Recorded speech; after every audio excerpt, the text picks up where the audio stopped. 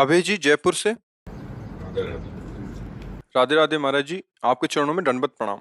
गुरुदेव, आपका सत्संग मैं 4-5 महीने से सुन रहा हूँ और धाम में 2 बार आ चुका हूँ। प्रभु, मैं नाम जप रोज सुबह शाम 1-1 घंटा करता हूँ और राधा नाम का जप करता रहता हूँ। गुरुदेव, मैं पहले मांस शराब का सेवन भी करता था, लेकिन गुरुदेव नाम जप करने के बाद भी प्रयासरत होने पे भी बीच बीच में नियम टूट सा जाता है। महाराज जी, मुझे डर लगता है आगे ऐसा ना हो। अभी क्या है, आपने निश्चय नहीं किया ना। सही निश्चय कर लो, छूट जाएगा। सही निश्चय कर लो, कुसंग छोड़िए। ये सब बेकार की चीज, इसमें कुछ नहीं रखा हुआ है। तो अगर ये भ्रम बैठा हुआ है कि आपको मांस से ताकत मिलती है, तो नहीं, ये भ्रम है आपको। ऐसा लगता है कि जैसे शराब पीने से आनंद आता है, ऐसा नहीं, भ्रम है। आप देखिए क्या आनंद आता है। तुम्हारे लीवर खराब हो रहे हैं, तुम्हारी बुद्धि भ्रष्ट हो रही है, तुम्हारा धन खराब हो रहा है, उससे कोई स्वास्थ्य बढ़ता है क्या? और आनंद क्या होता है? तुम्हारी बुद्धि को शिथिल करता है, उसे तुम आनंद समझते हो। बुद्धि की शिथिलता को तुम आनंद समझते हो। अगर बुद्धि को भजन में लगा दो तो पता चले आनंद है। ये भ्रम छोड़ो कि मांस अंडा खाने से ताकत आती है। ये भ्रम छोड़ो कि कोई नशा करने से मजा आता है, मौज आती है। नहीं भाई, सबसे ज्यादा अधिक विश्राम तुम्हें मिलता है नींद में। देखो, आप खूब नशा करो, सब सोने ना दिया जाए, फिर आप बताना, आप बार बार प्रार्थना करो मुझे सो जाने दीजिए। जब सोने में आपको जो सुख मिला, उसका जानते हो कारण क्या है? उतने घंटे आपने कोई चिंतन नहीं किया संसार का। बस खास बात है, सुषुप्ति में जो इंद्रियों को बल मिला, मन को जो आनंद लगा, संसार का चिंतन नहीं होने पाया। 6 घंटे आप ऐसे है तो आपको एक नया बल मिला। अगर जागृत में संसार का चिंतन ना होने दो, प्रभु का चिंतन कर ले, तो आध्यात्मिक शक्ति ऐसी जागृत होती है कि नींद क्या, नींद तो सुषुप्ति तमोगुणी अवस्था है। उसी उसी में तो दिव्य हो जाते हैं महात्मा लोग। तो दिव्य आनंद प्राप्त करने के लिए चलो, कोशिश करो। आज से अब ना करो। हमारी बात का, जैसे अपनी बात रखी जाती है ना, तो कभी कभी अपनी बात फेल करने में कोई ज्यादा दुख नहीं होता है, क्या हम ही ने तो कहा था। पर संतों के पास, तो अगर आप संत मानते हैं, हमें भगवान का दास मानते हैं, जन मानते हैं, तो हम आपसे कह रहे हैं आज से पीना बंद कर दो, मांस खाना बंद कर दो। अब ये बात टूटे ना, क्योंकि आप हमारे सामने बात कह रहे हैं। करोगे ऐसा है? हाँ, यही बात ध्यान रख लेना। किसी से दोस्ती की जाती तो बात मान ली जाती है, फिर हम तो यार इस वेश में करता हूँ, लेकिन कोई हटाने के लिए तो हम बोले, नहीं तो आपसे कहते प्रयास कीजिए। पर हमें पता है, जब आप हम पर श्रद्धा कर लेंगे तो इसके साथ आपको बल भी मिलेगा। पर आपकी परीक्षा होगी, प्रियजनों के द्वारा आपको प्रेरित किया जाएगा। आपने मन कह रहा है 100%, लेकिन नहीं, नहीं, मर जाऊंगा, नहीं खाऊंगा, नहीं पीऊंगा, निकल जाओगे। अगर ये लगा कि यार जब ये कह रहे हैं तो कभी कभी की तो बात है, क्या नुकसान है इसमें, फिर फेल हो जाओगे। ये बात मान लीजिए। नहीं ना? है पक्का? यार दोस्ती कर लो तो हमारा तो कोई दोस्त है नहीं बनता सब अपने मन के दोस्त बनते हैं। तो अब हमारी दोस्ती करने के लिए तो फिर आगे कदम बढ़ाना पड़ेगा ना, तो इसलिए आप छोड़ दीजिए। ठीक है ना? बड़ी कृपा भगवान की है, जो आप संतों के पास जाना चाहें, आप वृंदावन धाम आना चाहें, आपके अंदर छोड़ने की इच्छा है, तो इसीलिए ये सौभाग्य प्राप्त है। आप छोड़िए और आगे बढ़िए। अरे देख तो लिया ही, अब थोड़ा और देखिए, आगे देखिए, इसके आगे आनंद क्या होता है। पर ये मन है बहुत बेईमान है, भगवान को भी कोने में रख देगा, संत और गुरु की तो बात जाने दो। इसलिए हिम्मत रखना, तोड़ना नहीं हमारी बात। ठीक है? योगेश जी जबलपुर से। राधे राधे गुरु जी। श्री हरिवंश। महाराज जी, मेरा राजनीतिक परिवार से संबंध है, तो कुछ लोग कार्य कराने प्रभु के आशीर्वाद से आते हैं, तो मुझे उनका कार्य करने में बहुत अच्छा भी लगता है, पर उनमें से किसी का कार्य नहीं हो पाता, तो मेरी पूरी कोशिश करने के बावजूद भी तो मुझे बहुत खराब लगता है। नहीं लगना चाहिए, नहीं लगना चाहिए। आप कोई ईश्वर थोड़ी हो, आप ईश्वर के अंश हो। तो आपका कार्य है प्रयास करना, दूसरे का हित की भावना से दूसरे को सुख मिले। अब उसको नहीं मिल रहा है, तो आपका प्रयास ठीक है, तो आपको समान भाव रखना चाहिए। सुख दुखे समे कृत्वा लाभा लाभो जया जय, भगवान का आदेश है ना, कि सुख दुख में समान भाव, लाभ हानि में सौ। हमसे चूक नहीं होनी चाहिए। अपनी तरफ देखें कि मेरे से चूक तो हुई नहीं, अब उसका फिर प्रारब्ध है, उसमें दुखी होना ठीक नहीं है। हमसे चूक हो गई तो दुखी होना ज़रूरी है कि अगर मैं ये गलती ना करता तो उसका निश्चित काम बन जाता या उसका सहयोग हो जाता, बचाव पक्ष पुष्ट हो जाता, आगे से नहीं करेंगे। अगर हमने गलती नहीं की है और उसके बचाव पक्ष में, सुख पक्ष में है, तो फिर हमें दुखी नहीं होना चाहिए, क्योंकि उसका परिणाम, उसका भी तो भाग्य है ना। उसको भी तो मान लो अब दंड मिलना है, तो आप बचाव पक्ष में हैं, पर उसको मिलेगा दंड, ऐसा है। तो उसमें दुखी होना तो ठीक नहीं है। फिर ऐसे तो अज्ञान छा जाएगा हृदय में, फिर ऐसे तो आप निराश होने लगेंगे, फिर उत्साह नहीं रह जाएगा, तो फिर औरों को कैसे सुख प्रदान करेंगे? तब तो बहुत दुःख होता है कि पूरी मेहनत करते हैं सामने हाँ, तो इसमें दुखी नहीं होना चाहिए, क्योंकि पुरुषार्थ के साथ प्रारब्ध भी लगा हुआ है ना। जैसे हमने देखा है कि बहुत अच्छे पढ़े-लिखे बच्चे हैं, पर उनको नौकरी नहीं मिलती है। ग्रेजुएट हैं, उनके पास सर्टिफिकेट है, वो सरकारी नौकरी के पाने के अधिकारी हैं, पर उनका प्रयास जोरदार का रहा, पर प्रारब्ध उससे जोरदार निकल गया और उसने नहीं सहयोग दिया, क्योंकि दोनों के सहयोग का देखा गया है। कभी-कभी पुरुषार्थ जोर का हो जाता है, तो प्रारब्ध हल्का हुआ तो दबा के निकल जाता है, और कभी-कभी प्रारब्ध जोर का हुआ, तो पुरुषार्थ को दबा देता है। ये बड़ा सूक्ष्म विषय है, अज्ञानी लोग तो कोई भी इस विषय को समझना कठिन है। तो जब ऐसा लगे कि हमारा पुरुषार्थ जोर का रहा, तो समझना चाहिए हमारा या सामने वाले का प्रारब्ध जोर कर गया, पुरुषार्थ को परास्त होना पड़ेगा, ऐसा नहीं? जैसे देखो, पुरुषार्थ से ही महाराज युधिष्ठिर ने इंद्रप्रस्थ पाया, पुरुषार्थ से ही चक्रवर्ती सम्राट बने, पर फिर प्रारब्ध इतना बलवान हुआ कि जुए के लिए आवाहन हुआ, और जुआ खेले 12 वर्ष का वनवास, 1 वर्ष का अज्ञातवास। अब उनके पुरुषार्थ में तो कमी नहीं, गांडीव धनुर्धारी अर्जुन, अपार बलशाली भीम, साक्षात धर्म का अवतार युधिष्ठिर जी, अश्वनी कुमार के पुत्र नकुल सहदेव जी, ये तो पुरुषार्थ स्वरूप हैं, जो चाहे कर सकते हैं। और किया, अकेले गांडीव लेकर के पूरी पृथ्वी पर विजय प्राप्त की, तभी तो राजस्व यज्ञ किया। पर सब हुआ, पर प्रारब्ध ने पलटा मारा कि 12 वर्ष का वनवास, 1 वर्ष का अज्ञातवास। तो कभी कभी बड़े बड़े पुरुषार्थ करने वालों को भी पूर्व का प्रारब्ध परास्त कर देता है, तो उसमें फिर निराश नहीं होना चाहिए।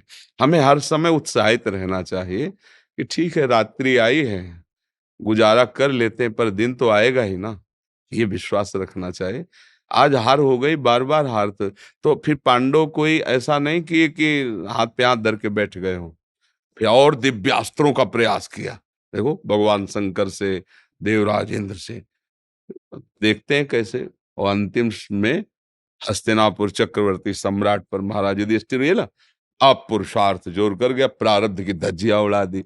तो कभी कभी प्रारब्ध बड़े बड़ों को भी परास्त करता है, बड़े बड़ों को परास्त करता है। जी।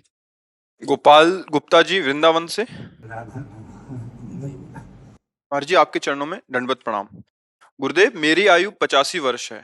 मेरे को एक बीमारी है, इस कारण मेरे हाथ की उंगलियां भी काम नहीं करती, जिसकी वजह से मैं माला पर जप नहीं कर पाता। इस स्थिति में मैं क्या करूं गुरुदेव, आपका आदेश। हाँ, कई बार सत्संग में हमने कहा भी है कि मान लो आपकी तो अवस्था है, किसी घटना में हमारा हाथ टूट जाए, तो फिर हम कैसे भजन करेंगे? अगर माला ही से हमारी आसक्ति है, तो हमको बिना माला के भी अभ्यास करना चाहिए। राधा राधा राधा राधा राधा, क्योंकि माला एक सहयोगी है भजन में, पर इसी के आश्रित हो गए तो अच्छा, कुछ ना हो तो वायु रोग हो जाता है, ऐसे होगा ही नहीं। किसी किसी के बाद वायु रोग बढ़ जाता है, ऐसे आपकी तो अवस्था ऐसी। तो मुझे लगता है कि माला अगर जो चला लेते हैं, तो उनको भी थोड़ी देर ऐसा अभ्यास करना चाहिए कि बिना माला के भी हम घंटा 2 घंटा भजन कर सकें, ऐसा अभ्यास। और कहीं निरंतर होने लगे तब तो बढ़िया बात है। तो आप बिना माला के भी राधा राधा राधा राधा, बिना माला के भी मंत्र जप कीजिए। और ये है कि जैसे आज्ञा करी है कि 11 माला, तो हमने ये भी बता दिया कि 15 मिनट में 1 माला होता है, तो हम उसको समय से कर सकते हैं। 15 मिनट मंत्र जप रहे हैं 1 माला हो गया, 30 मिनट जप रहे हैं 2 माला हो गया, 1 घंटे जप रहे हैं 4 माला हो गया। ऐसे 24 घंटे में समय निकाल निकाल के हम ऐसे भी कर सक भाई हमें जब भजन करना है तो माला ही खास बात नहीं है, बात तो है सुमिरन की। अब ऐसे सुमिरन में लगता नहीं, तब वो सब सुविधाएं बताई जाती है, वो का काउंटर से तो लगा अच्छा 5,000 हो गए, अच्छा तो एक देहाभिमानी जीव है ना, तो अपने को सुख मिलता है आज हमने 5,000 नाम जप किया, आज हमने 10,000 नाम जप किया।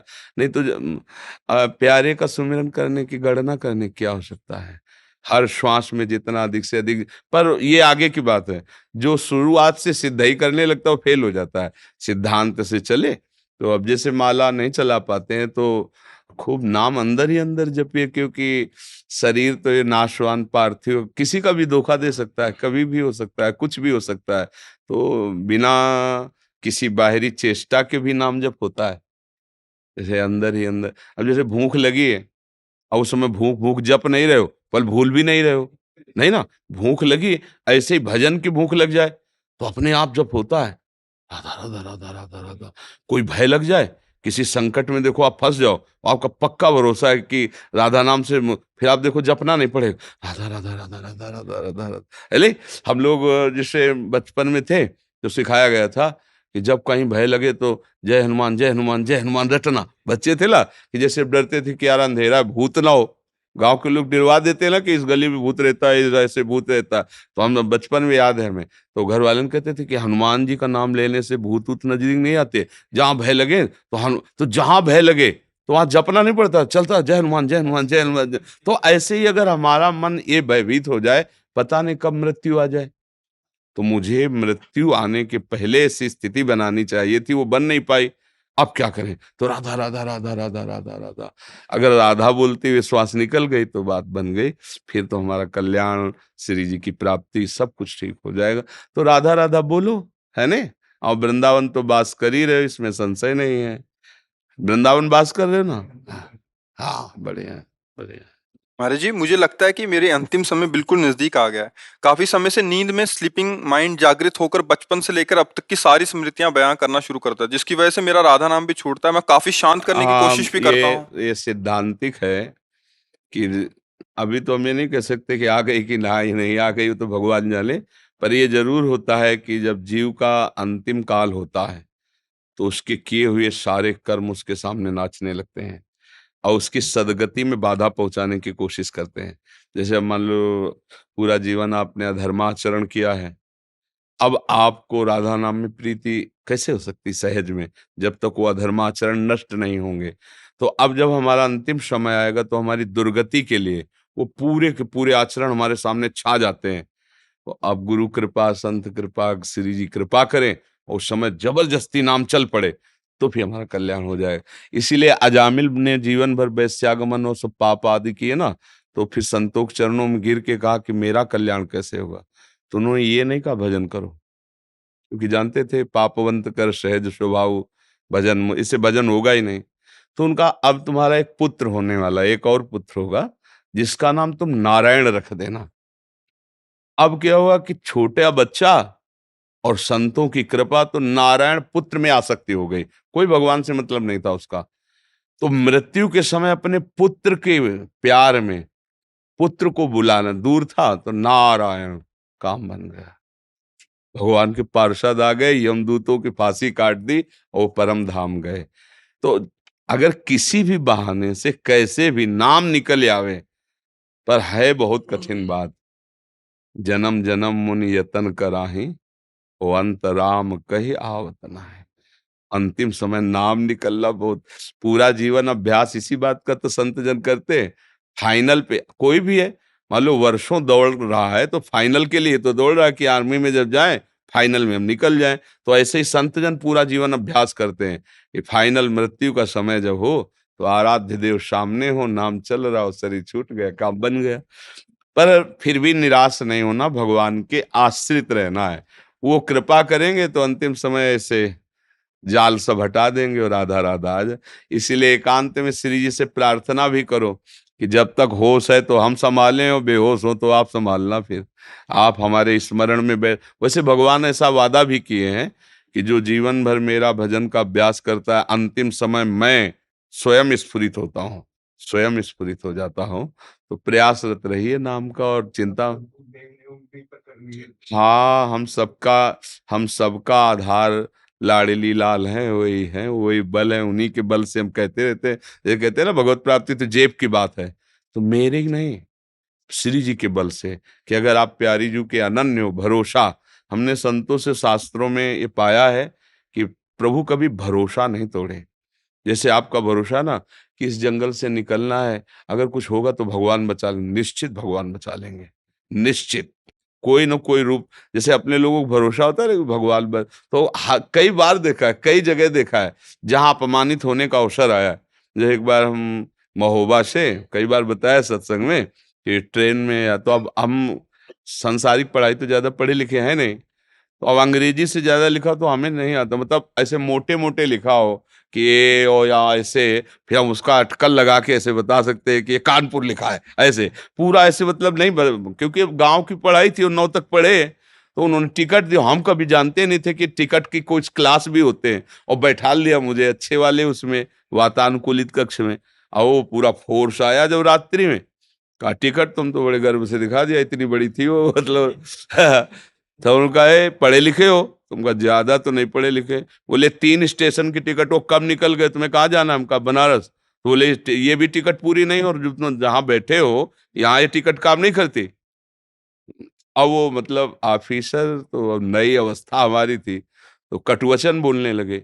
बस वो बोले थे, ऊपर एक आदमी था, तुरंत नीचे कूदा, पैसे निकाले और कहा टिकट बनाइए। तुरंत टिकट बनाया और दिया, बोले बाबा जी आप आराम से बैठिए। तो वो चले गए। ये कौन कर रहा था? एकदम आश्चर्यचकित हो गए कि हो सकता था वो थप्पड़ मार के उतार भी देते, भाई उनका अधिकार है, लेकिन ये कौन था जिसको हम जानते नहीं, जिससे हमने कहा नहीं, कौन था? वही था जिसका भरोसा था। किसी रूप में वो आकर के तत्काल सवाल, पूरे जीवन में देखा है कि अगर भरोसा है तो प्रभु कभी भरोसा नहीं तोड़ते, कभी नहीं तोड़ते। हमने देखा है, पूरे जीवन में देखा है, और ठीक फाइनल पे कोई न कोई रूप रख के आ जाते हैं, अपने जनों को बचा लेते हैं। तो हम उनका भरोसा रखें कि अंतिम फाइनल में किशोरी किशोर जो हमें बचा लेंगे। संसार में जो हमने कर्म किए हैं वो हमको भ्रमित नहीं कर पाएंगे, और राधा नाम अंतिम समय आ जाएगा। पार्थ सरकार जी। राधे राधे। महाराज जी, मैं पेशे से एक वकील हूँ।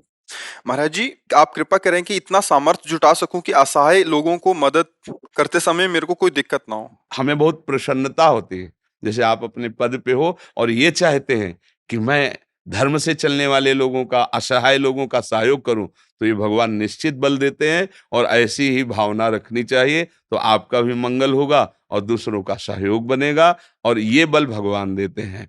थोड़ा सत्संग सुनता रहे, शास्त्र स्वाध्याय करता रहे और नाम जप करता रहे, तो ये बल आ जाएगा। जब हमारी धन पर प्रधान बुद्धि होती, तब फिर ये बल नहीं रहता। फिर धन का जो है ना मद चढ़ जाता है, फिर वो मनमानी आचरण होने लगता है। एक दो लोगों ने पूछा कि सबको तो आप माला पहनाते नहीं, जब कोई बड़ा पदाधिकारी आता है तब आप माला पहनाते हैं, तो आप सबको तो उत्तर दे नहीं सकते ना अपनी भावना का। तो हम जब बड़े पदाधिकारी का आदर करते हैं, तो ये नहीं कि ये पैसे वाला है इसलिए नहीं। अब जैसे वो हाई क्वालिटी का वकील है, अगर वो धर्मात्मा हुआ तो ये जो ये बात कह रहे हैं वो बात कर सकेगा। अगर वो धर्म के विषय को जाना और संतों के प्रति श्रद्धा हुई तो हमारी बात मानेगा, तो हजारों गरीबों का, हजारों ऐसों का जो निर्दोष है उनका वो पक्ष ले लेगा, सहयोग ले लेगा, क्योंकि वो संत संग कर रहा है तो उसकी बुद्धि शुद्ध हो जाएगी और वो धन पर ध्यान नहीं देगा। नहीं तो धनी लोग इसका दुरुपयोग करा सकते हैं। जैसे मान लो ये पद है, इनका वकील पद है, अब इनकी केवल दृष्टि धन पे हो, तो ये 10 लाख रुपया पकड़ो, हाँ जी हम तुम्हें जिता देंगे, तो हो सकता है आप जीत जाओ, आपका मुकदमा 10 लाख आपको मिल गए, लेकिन एक जो निर्दोष फंसा है उसकी जो हाय है और ये जो अपराध है वो नष्ट कर देगा। और जब इन ये संत संग करते हैं तो देखो क्या बोले कि मैं इतना बल हो हृदय में कि धन हमें आकर्षित न कर पाए और मैं सहयोग करूं असहाय लोगों। यही हमारा उद्देश्य है कि जैसे कोई तुम फोर्स के बड़े अधिकारी हो या आप, तो आपके अंदर अगर धर्म है, दया है और प्रधानता भगवान की है, तो आप ये दृष्टि डालेंगे कि ये दंडनीय है कि नहीं, कहीं अपराध न बन जाए, कहीं हमारे द्वारा कोई गलती न बन जाए, इसलिए प्यार। और वैसे भी संतों के लिए भी एक निर्देश है। जैसे राजा लोग ऋषियों के आश्रम पे जाते थे, तो यद्यपि वो ऋषियों को प्रणाम करते थे, पर वो अर्घ्य और पुष्पाति देते थे कि हमारे देश का ये राजा है, और राजा धर्मात्मा हो तो पूरे विश्व का, अपने जो भारत में पूरे का शासन करेगा। तो कुछ बातें शास्त्र सिद्धांत से होती है और कुछ भाव के सिद्धांत से होती है। तो हम तभी सुखी होंगे। दंड देना चाहिए, हम ये नहीं कहते दंड नहीं देना, लेकिन ठीक अपराधी को दंड देना चाहिए। पैसा अधिक देने वाला अपराधी है, वो बताएगा कि है ऐसा। अब अगर आपने हाथ रख दिया तो आप भी उसी अधर्म में साबित होगे और आपका सब बिगड़ जाएगा, भाव बिगड़ जाएगा। इसीलिए सत्संग अत्यंत आवश्यक है। क्या धर्म है, क्या धर्म है। मुझे तो लगता है भगवान ने इतना ज्ञान तो दिया ही है कि नजर में नजर मिलाते ही पता चल जाता है कि ये जो सामने आदमी आया है ये कितनी मात्रा में दंडनीय है, कितनी मात्रा में निर्दोष है, पता तो, क्योंकि भगवान हृदय में बैठे। हमें तो ऐसा लगता है, अगर मतलब आप अपने कानून को सही ढंग से पढ़िए और धर्म से चलिए, तो आप जब दृष्टि में दृष्टि मिलाएंगे तो उसकी दृष्टि बता देगी कि मैं कितना अपराधी हूँ, कितना निर्दोष हूँ, यदि सही ढंग से आप चल रहे हैं तो। बहुत सुंदर भावना, हम आपकी भावना का आदर करते हैं।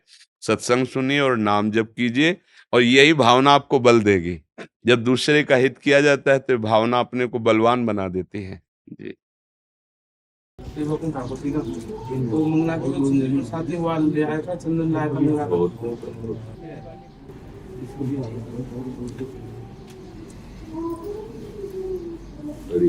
ठाकुर जी की मंगला चुनी प्रसाद, ये सुबह सुबह जो चुनी प्रसाद की बनते हैं हमारा थी। अच्छा,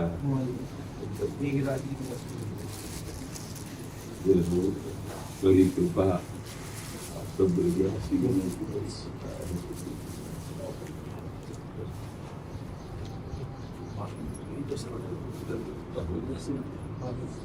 क्या सेवा करें आपकी। बस महाराज जी, बस आपके दर्शन हो गए, बड़ी कृपा रही।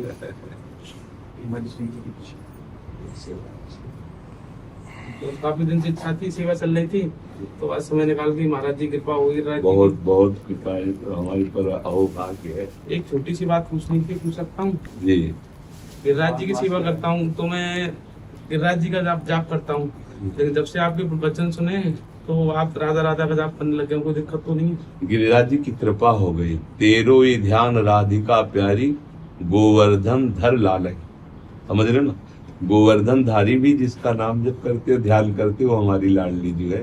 तेरो ही ध्यान राधिका प्यारी, गोवर्धन धर लाल। किशोरी जी के रूप में, किशोरी जी की महिमा में हमारे लाल जो मगन रहते हैं। अब तो आप जब ब्रज में हो तो ये कोई आपके लिए गुड़ विषय तो है नहीं, आप तो जान ही रहे ना श्री जी।